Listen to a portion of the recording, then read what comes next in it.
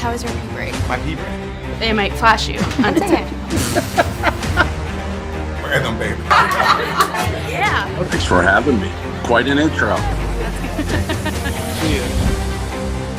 Let's address the elephant in the room. That's not the elephant in the room. There's no elephant. Nobody cares. I, too, am a thought criminal. Good. Well, I like you already. Does this look like a girl who's joking around? No. Around? But how much do you actually understand money? Especially the new wave. Beauty or intelligence. When you unleash both, it is men's kryptonite. Welcome to Talk to Me, Taylor. All right, guys, I had a little bit of an epiphany today. And I know when you hear it, you're going to be like, has the blondes gotten to your brain? Why is this new? Is this ray of light across your tits? Like what Madonna's song was actually about, evidently? Like, what did it blind you and you didn't realize what's been going on this whole time? Let me explain.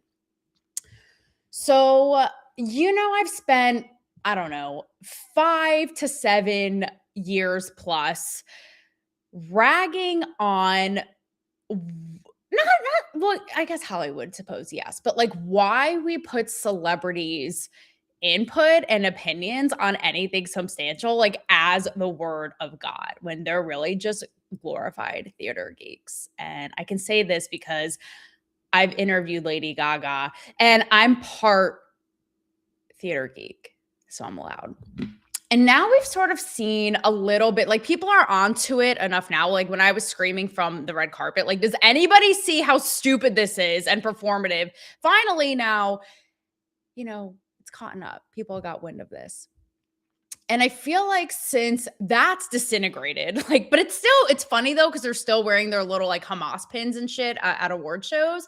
But I think for the most part, people are onto this, right? We're privy to the fact that these people's opinions don't matter. And what we've seen or they're just really out of touch, right? And again, like in their own bubble. So what we've seen is sort of this migration to thought leadership with big, almost like the populism, which I really like, the Joe Rogans of it all, the Theo Vons. And so this morning, I actually went down a little Theo Von journey. And this is not to knock Theo Von. I think that, funny enough, I actually just ran into him in Nashville. I bumped into him a couple of times, but I've never said anything yet. That's okay. We will meet for the first time when he comes into the Talk to Me Taylor chat. But this isn't to knock him. I think that he's brilliant at what he does. But this put things into perspective because he just came out with a new interview with Ella Langley, who is my bitch at the moment. I just think she's so talented and she's so gorgeous. Like, let's be honest, okay? And that style of like 2 hours of small talk in a podcast, it's not my vibe, but I get why people like it. It's like the fly on the wall, whatever. But they're talking and it's giving like, for better or worse, when I talk about populism, the every person without an agenda, this is like giving the every man. So much so to where they're talking and he's like, yeah, Takaki cookie sauce or something, but he's being dead at. He's like, Takaka sauce. And she's like, tzatziki. And I'm like, this man doesn't know how to pronounce tzatziki. That's okay. We'll let it go. Okay, moving on next. It's giving middle America. That's fine. Next. So then later he's like, like a flying poster in the sky. What's it called? What's it called? And they're like, a billboard. So it got me thinking, because again, I've never done such a deep dive, yet I constantly see posts, Theo Von is furious, thinks this about Israel, thinks this about blah, blah. Joe Rogan says this, right? It's like Bill Maher, we put these people now and again for better or worse. I love, like I said, how we've moved away from giving, Hollywood and, ignorant celebrities this way, to these guys now. But it also kind of puts things in perspective because I'm like, should I be listening about foreign policy to somebody who doesn't know how to say tzatziki? Like, I'm just saying, judgmental or not, it is judgment day every day here on Talk to Me Taylor, bitch. But I don't know, something to think about.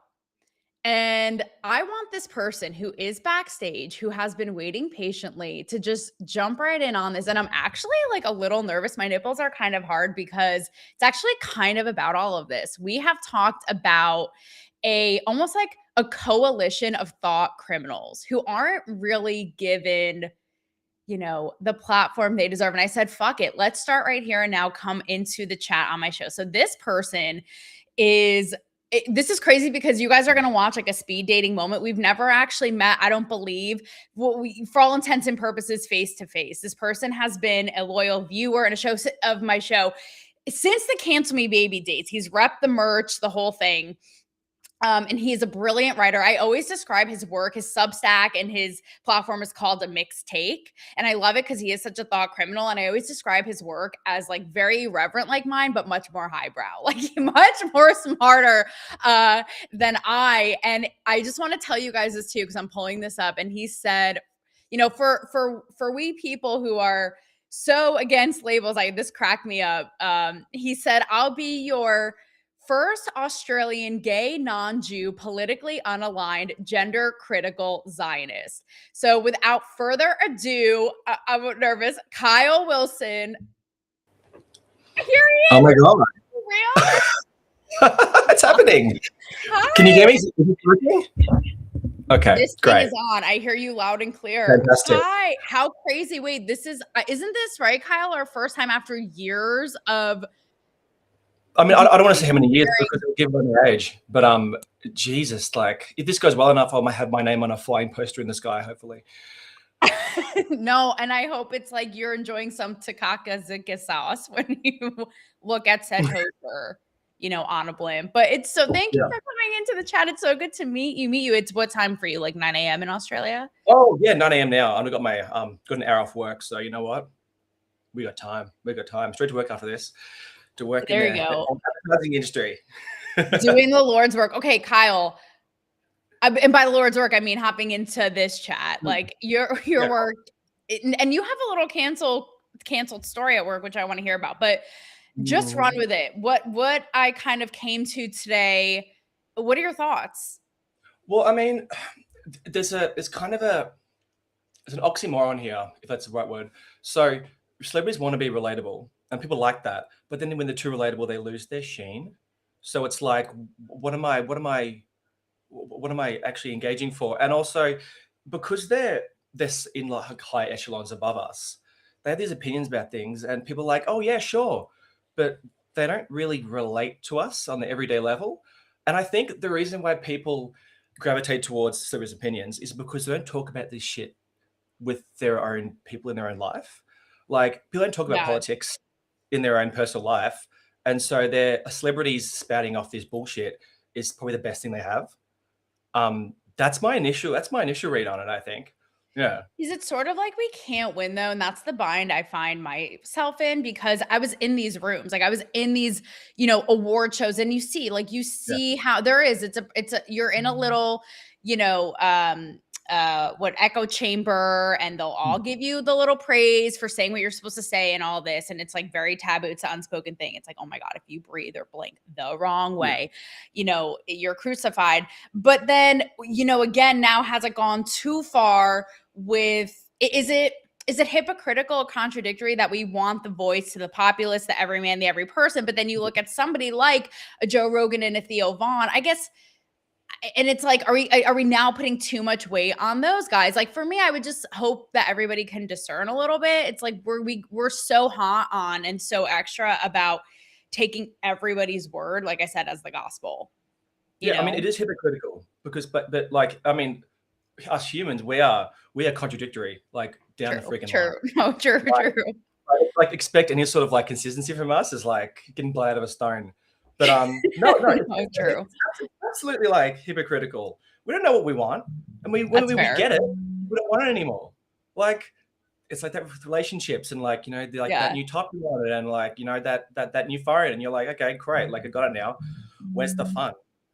It's That's fair. No, that's true. Give us a vibe check down there in Australia, because over here it looks like, I'll be honest, since the pandemic, it seems like you guys have like on the whole, no pun intended, but like the biggest sticks up their butts, the PC police from down under. Like what the fuck's going on down there? It's like the woke Gestapo is just like breathing down everyone's neck, and they're everywhere, and they're in leadership, and because the last 10 years it's all been based around woke culture.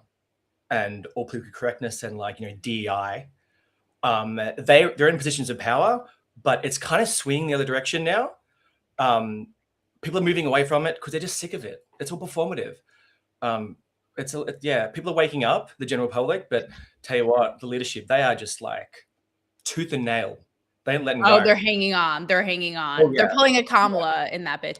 I don't mean to sound super blonde and ignorant, but what is the historical lens that they're holding on to? Because obviously here it's like our complicated past with, slavery and racism and systemic, like what is it over there that is the justification? Okay, so we have our own complicated history with the Aboriginal people. There's that, but there's also this thing, I call it Pantone politics, and I read about this in my Substack. Basically, I love that piece. It's so frigging reductive. Basically, if you're viewed as a minority, you are held higher in regard just by default, which is it goes against merit. It goes against logic. It's kind of tied into should I say it? Yeah, I will. Just tied to this idea of like the savage noble. Yeah, and universities and fucking universities, seriously, they're awful. All these left people have been indoctrinated to think this way, and so essentially anything that's like viewed as like white is just like frowned upon. Bad. It's like here, same thing. Yeah. Exactly. I believe it's similar in Canada as well. It's a whole Western problem, but Australia, because we're so isolated, I know we're in our own echo chamber. Yeah, echo bubble. Yeah, we take it to a next level, and it's just really, it's a lot. But when you're someone like me or someone like us, it's entertaining in a masochistic sort of way. No, so does your work cancel culture story does it pertain to this, or it's totally separate? Sitch? No, it pertains to the whole gender thing. Oh my God. So I read a headline. It was for a vehicle safety feature. And the headline was, keeps you in the straight and narrow. And I'm like, yeah, that's great. That's cool. I asked, people at work, like, yeah, that works. Come into work. And then I'm told that we can't use that headline. I'm like, why? And they're like, because it implies that heterosexuality is the norm. And this sounds like a Lionel Shriver book. Well, give us some context. So when they say the headline, like what kind of organization is this? What's your role? Oh yeah, it's an advertising agency, and I'm just a junior at the moment. Okay. If I go after this, we'll see where I go.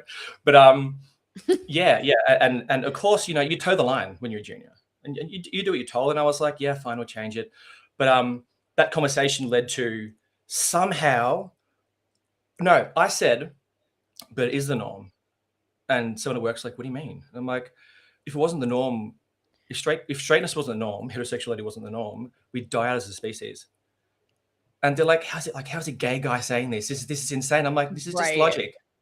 And then someone said, well, what about intersex just people? Logic? I can't. Yes, guys, this is just logic. Like, yes, how we all got here today. Like, you're living and breathing out that. And then leading on from that, immediately after, someone said, but what about intersex people? And I was just like, oh my God, what are we like? What are we doing? I'm having this conversation at work. And after that, like the mask gets slipped. Like I towed the line for like a good year and a half. Like, probation's well and truly over, but I kept, doing the right thing. And then, and then I was bullied for 6 months. You were what, in 6 months? Bullied for 6 months. Bullied. Bullied, yeah. And because it was female by your bullying. coworkers? Yeah, by my boss. And because it's female bullying, it's subtle and it's really worse. It's and it's hard worse. to It's like psychological warfare, but it's like under the guise of like femininity being all sweet, but it's like because of feminism, which we're gonna get to, you can't say anything. So it's like, but in the name of women's rights, but let us let them just shit on your life. It's fine. No, yeah, it's and women and men's rights in some cases. But and so 6 months of that. And it was a tough time, but I was in fight or flight mode for I don't have any gray hairs, which is shocking. But it's over now. Experience, just you fooled me because like that hair is a flow. It is doing its thing. Like I may identify as hair flow after this. I know you're Sauvignon Blanc. My pronouns are Pinot Noir, but that is crazy because it's really giving. I don't know if it's because I relate it to my Chrissy Teigen VH1 cancel culture story, but I'm like, this is giving 2016, 2017 at best. Like, how is this behavior still going on? And it's crazy. I experienced the same thing, how it happens amongst your peers. And that's kind of what I'm talking about, even at the bigger scale, like Hollywood, you want to talk about politics, all this. It's like, hush, hush. It's like, no, you have to, and you're like, do these people really believe this shit? And they just get in line like sheep. And I just can't believe it's still going on at that level. Yeah, some people do like they believe it to the point where they'll try to ruin your life. Oh yeah, but it didn't work. I'm stubborn. I know it well. I had Chrissy Teigen tweeting at me personally, calling about me personally, and here we are. So I get it. And in the moment, you're like, "Is my life over?" But it's worth it. Like, whatever, bitch. Okay, so that's crazy. You live to tell the tale. Stuck to your guns, which I love. Let's talk about the state of feminism and then Iran and how everyone hates Jews. I mean, I just think, it's just some light chat. So, and they kind of one goes into the other, right?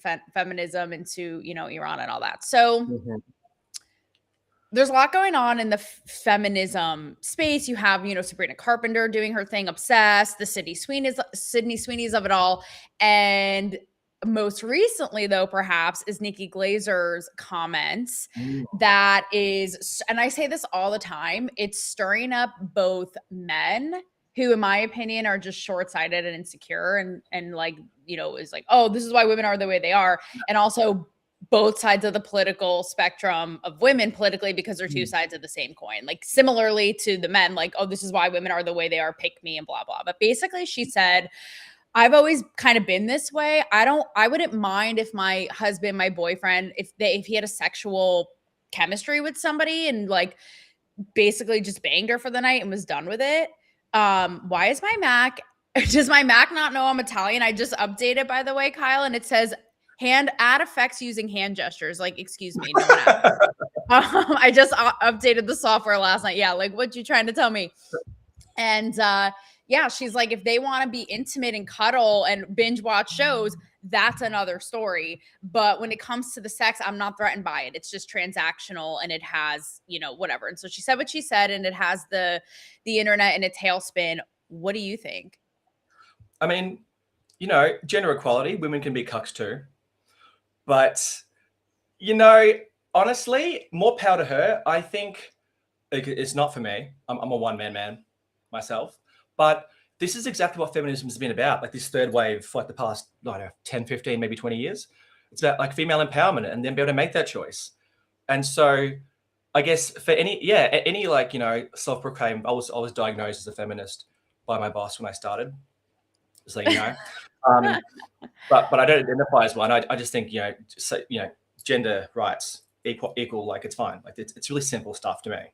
But as I was saying, like it's interesting because they've been about a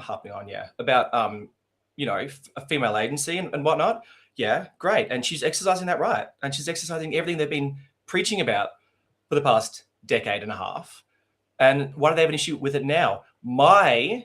This leads back to me saying about once you get it, you don't want it. Or I think that people like the idea of that form of feminism, but once they actually got a hold of it, they were like, "Oh shit, this is not for us." But because they've been towing the line for so long, they're like, mission. Yeah, they're like, our body, our choice, abort this mission of feminism. Yeah. But they'll never admit that they were maybe off the mark on that. They like the idea of it. It's like when you've dated someone for so long and you fall out of it, but you're so used to feeling a certain way, you're like, this has become routine. You like the idea of something. You're like disillusioned once it hits. Yeah. Or don't know what they were really like signing up for or what it represented.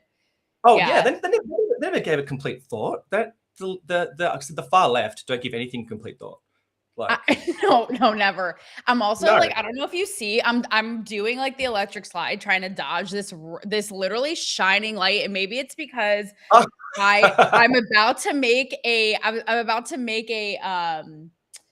like reveal something. So maybe it's like a Yeah. come to Jesus truth moment. And this is Jesus right here, like coming through my Right. blinds. So I apologize to anybody if this is distracting. But I'm with you. Okay, why is it? I'm really sorry. I'm like, I don't know what's happening here.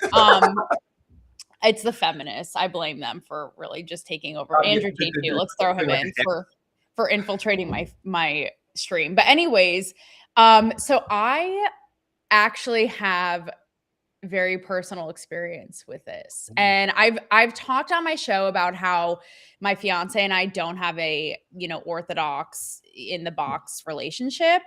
And I've said before, like I have hooked up with other guys while we're together, and he knows, and we just have an agreement, and he makes sure that like, he's we're together in it. He comes first. But I buried the lead, Kyle, every time I talked about it. And that's because this is the twist, okay? It's not that I was out here like, I'm just going to go and hook up with other guys. The twist is he actually pushed me he was like, I just want you to find your power. And I personally have, because of all this, I have so much, it's all like kind of tied up in there, but so many internalized like judgments and values around women and sexuality and all this, right? Being like, oh, they won't take me seriously. They won't this, they won't that. So even if it was sacrificial to him, he was like, I just want to push you to find your power and, play these games with guys. I'm not threatened. Like, it's me and you, we're the foundation. And he would push me kicking and screaming.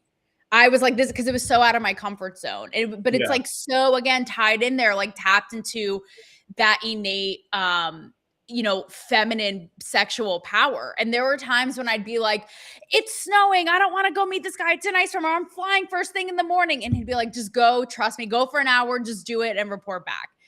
And it worked. Like it allowed me to tap into a power I never even knew I had. But it also backfired because I ended up like getting a little much catching feels with one of them. And so what's that? Yeah. And so and the twist of the twist is, this is where I wouldn't be able, with all that said, I know it sounds so hypocritical, but like you said, we're all walking contradictions. I wouldn't be able to pull a Nikki Glazer because whenever he would try to do it, I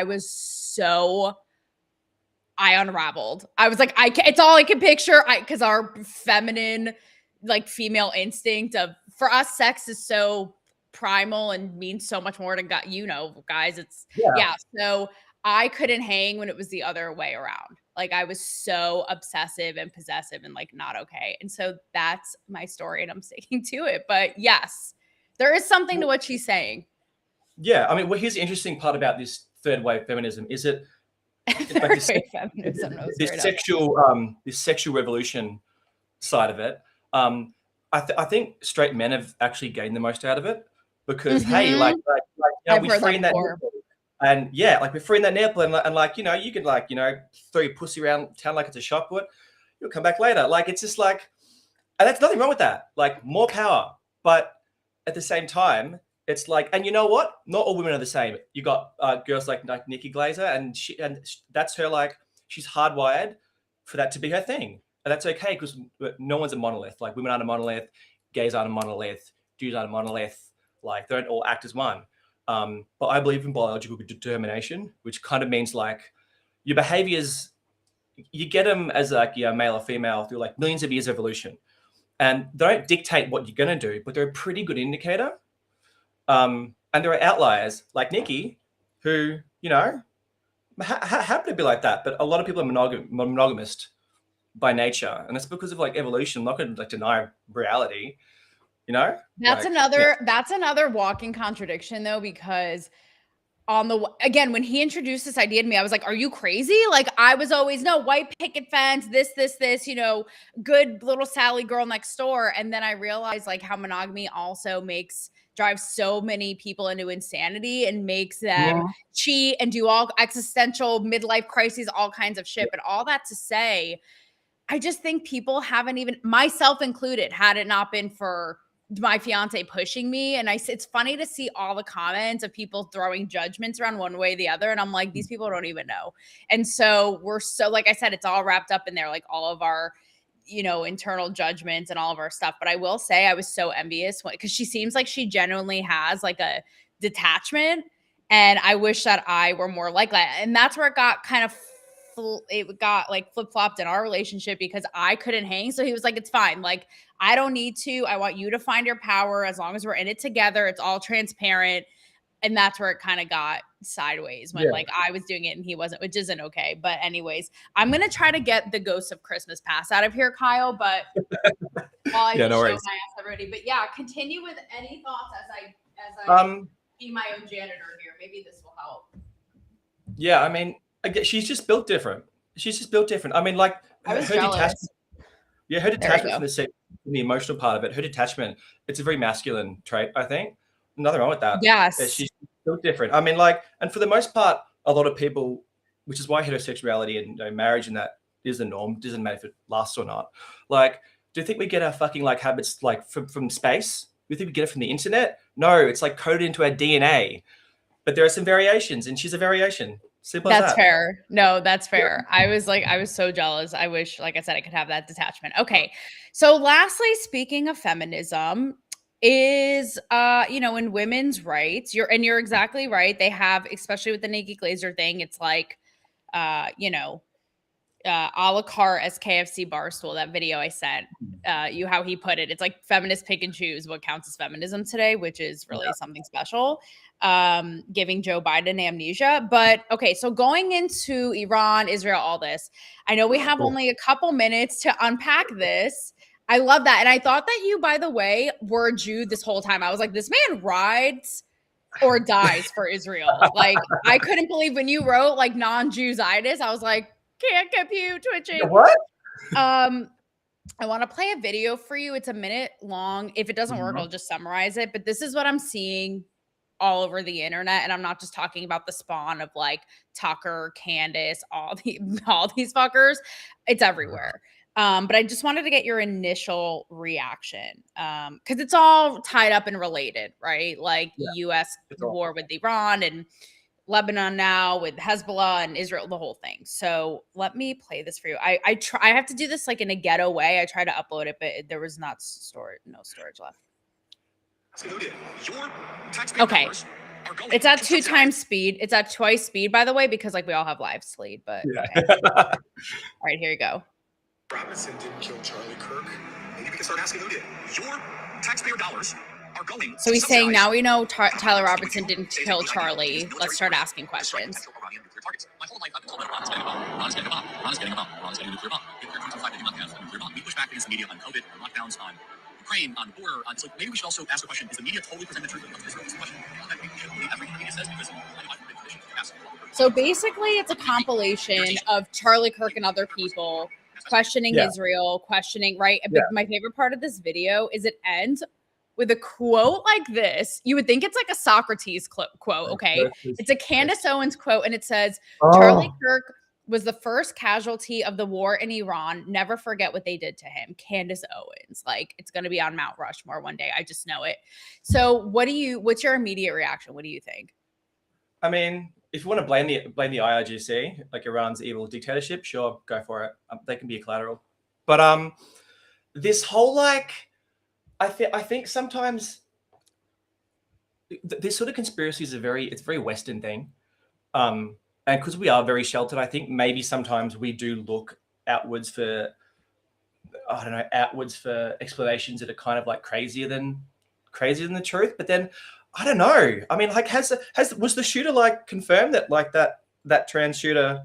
I guess they confirmed that the bullet casing didn't match the gun or something. Listen, I think it's been sketchy from the beginning, but yeah, I mean, it was weird. It was odd. I don't know, because like there must be like a whole lot of 4D chess being played, and it's for someone like me. I always operate on the assumption that there's always something we don't know, regardless. Like, a politician makes a decision, Trump says he's going to do something again, he doesn't fucking do it. Like, Keir Starmer lets in a billion immigrants that start raping, the general population. I don't know why they're doing these things, and I operate on the assumption there's some reason why they're doing it, but shit, like I don't know. It's hard to say either way. I mean, How I don't about know. this, Kyle? What do you think about I mean, obviously, like you would have to be a literal turtle to not see how potent the anti-Semitism is. I mean, literally, like this inanimate object can see that. Yeah. You know, and just throwing Israel It's under so the bus mainstream for too. absolute. What's that? It's so mainstream too. Like Right, that's the thing, right? So mainstream.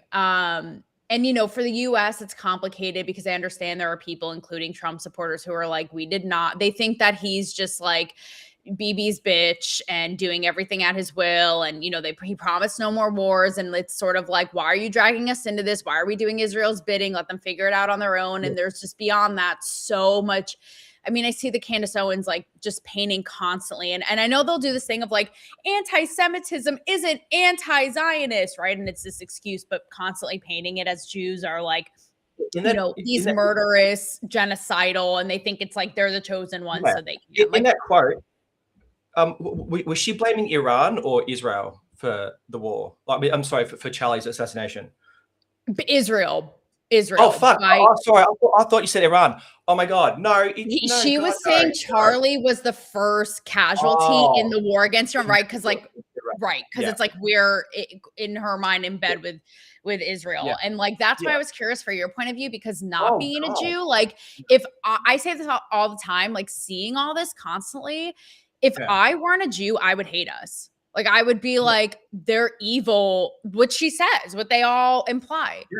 So what is it for you, you know, not even being a Jew, that you're just so ride or die for Israel, what it represents? Well, there's anti-Semitism, right? Which is like, it's a racial hatred. There's anti-Zionism, which is a hate for the idea of Jewish independence and the idea that the Jewish state should even exist. And to say that a country shouldn't exist is fucking insane. It's fucking nuts to me. It is actually more damaging and it kills more Jews now than anti-Semitism does. So anti-Zionism it's the new anti-Semitism basically, and it's disguised as political criticism. But you can criticize Israel's actions, fuck yeah, like all day long. Why not? But criticize the right to exist. That's a whole nother level, and that's where these motherfuckers are going with it. And oh my god, it's just like, no, I don't believe it. Listen, Jew hate is the oldest hate in the world. Like it's a biblical sort of fucking hate. It's coming back in different forms, and it's right. Back. That's so true. It is, yeah. And because we are we're heretics, I will tend to rebel against whatever's happening mainstream. Listen, I already loved Jews previously. Like I grew up with like a Jewish friend's family and went to all the celebrations, and they like it's principle at this point, anti-mainstream. Me being gay wasn't. They didn't care. They always loved me, and I was treated so well my whole life. So that's where my love comes from. That's why I'm ride or die. But it's just this. It's so low IQ. All this Jewish hate. It's it is dumb. And that's why I'm against it. And it's conspiracy theories. Like it's just like. It's really well said. And for me, it's just really the lack of critical thinking and the fact that it's funny, Kyle, I sort of sit on this issue where you are, as a gay man, to bring this all back to the beginning, they're like, as a gay man, how could you say that heterosexual is the main, is what most people do, whatever. And you're like, because I have a brain, as somebody who's pro-Israel, who's a Jew, I can also look at it and be like, wait, like, critique it, as you've said, and go, is this too far? What are their intentions? Do they need to chill a little bit? Do they I'm okay to, I'm not one of these people. And sometimes I feel like the grifters, even on the right, are so pro-Israel. They don't even they're so almost blinded by it's like so pro like BLM. And I always say this, like, guys, it's like they can't see anything that's anti-Israel. And I'm like, well, that's not the way to be. That was like BLM. If it were anything, it's like, you're a racist. And I'm like, this is the problem. If it's anything, you can't be like, you're an anti-Semite. That's what they did to Charlie Kirk. Like, that's not okay. The far right gropers and this whole far right is just fucking, they're as bad as the left now. on this issue. It's insane, and they're becoming what they hated the most. They're becoming what they hated the most, which is the irony of it all. Yes, I know, the intolerance, right? And at the end of the day, you're exactly right. It's like to wish, even if it's low key, even if it's just to disregard, but truly like what this is all about. And in my mind, it's like not even my mind, in reality, like the extermination of, by the way, the smallest race. What are Jews, like 0.2% of the world population? There's like a handful of million Jews and billions of Muslims, or what. It's like it's wild, right? And so 150,000 Jewish people in Australia right now. That's it. That's wild. Yeah, that's crazy. I always, by the way, know these stats, and I'm so proud of them. And then like I'm always like, oh yeah, 10 million Jews in the world. And then when it comes down to it, to shooting my show, I'm like, a handful, but it just slips my brain just like that. But we all get it. And I think it kind of pertains to all these issues, be it listening to Theo Vaughn as, the philosopher of your life, be it Nikki Glaser with her feminism, or this. It's kind of like parsing out, and again, like having a brain and critical fucking thinking. Like the fact that at the end of the day, none of these people bring it back to that this is all in the hands of and by the proxy of terrorists. Like, what are we even talking about? What are we even talking about? Like that's lost on them. That to me is what's wild. Like if someone were to come into your house and be like, we're going to kill you, your entire lineage, your whole bloodline, burn down all your houses, are you going to be like, okay, that's what they're doing? Well, this is where Israel hate comes from, in Australia at least, because, okay, colonization is white. Israel apparently colonized, therefore they're white, therefore they're bad. It's really that. That's what's nuts. That's the mathematical. Yes, that's what they do here. Yes, they put an Americanized lens. Yeah, because they think all these hot, beautiful, tanned, buff Israelis are they think they're like, I'm walking here, I'm from Brooklyn, I'm talking. That's who they fucking think that the Israelis are, and it's like no, like I'm going there in October, I'll report back, but like they think it's a stereotype, and again, the left is so against stereotypes, but in this situation they'll be like fucking, oh yeah, that's what they are. Oh. They're against, wait, let's just finish this up and paint the picture, okay? They're against inequality, they're against misogyny, and yet the biggest cheerleaders of Hamas, Hezbollah, are you guys like, what is okay? Literally contradictory to everything in theory that they're about. So with all this, just hoping people get some sense of reality. And, I don't know what can be done about that. I don't know what you think as we wrap this up. Like, what do you think is the biggest sort of problem with all of this, like with society, how we think, and how do we fix it? Just the two of us here in this corner of the web. No, but let's solve anti-Semitism. Why not? Fuck it. I know. It's only been going on for how many thousand years? I think that we can do it now. I honestly, you got the chest hair. I got the tits. Let's just get after it. I could get tits too nowadays. Apparently, to be a woman. No.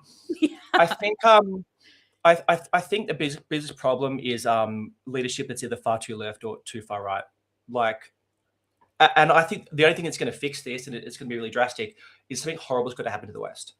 Something really evil has to happen to the West. For them to wake the fuck up and be like, this is who we've been dealing with. These are the terrorists. They've been wanting to wipe us out for the longest time, but it's going to take that for us to wake up again. 9/11 was the last time that happened, and it's going to have something on that scale, and I'm dreading it. But that's the only way people will learn, and it's awful. It's like a cycle. I mean, like history never repeats, but it does rhyme. So, well said. And that's that on that. Your mixed take for today, baby. Kyle, thank you so much. What did you say? First time online. First time, not online, but live. So yeah. The time that really make it count. I mean, we're solving anti-Semitism, like we said. However many 1,000-year-old problem, like done in 39 minutes on a Thursday. So easy. Well, Friday for you. Yeah, exactly. Yeah, come on the big Yahoo, Netanyahu, call me up. Oh, he's like Beebs. All Yeah. right, Kyle, thank you so much. You got to come back, and thank you for I being a loved it. thought criminal, giving us your mixed takes, and not backing down from them on the internet and beyond. You're the best. It's so great to finally meet you in person. I'm a little like Dream come true. blush. Oh I my was fantasizing gosh. about this for years. So like, yes, it happened. Ah! Okay, you're the Awesome. best, Kyle. Love you, and go out there, kill it in the workforce today. See Someone's got to do it. you. Love Bye. you. Bye. Same. Chris, how was your pee break? My pee break. They might flash you on TikTok. Random baby. Yeah. Thanks for having me. Quite an intro. Let's address the elephant in the room. That's not the elephant in the room. There's no elephant. Nobody cares. But I too am a thought criminal. Good. Well, I like you Does already. this look like a girl who's joking around? messing No. around? But how much do you actually understand money, especially the new wave? Beauty or intelligence? When you unleash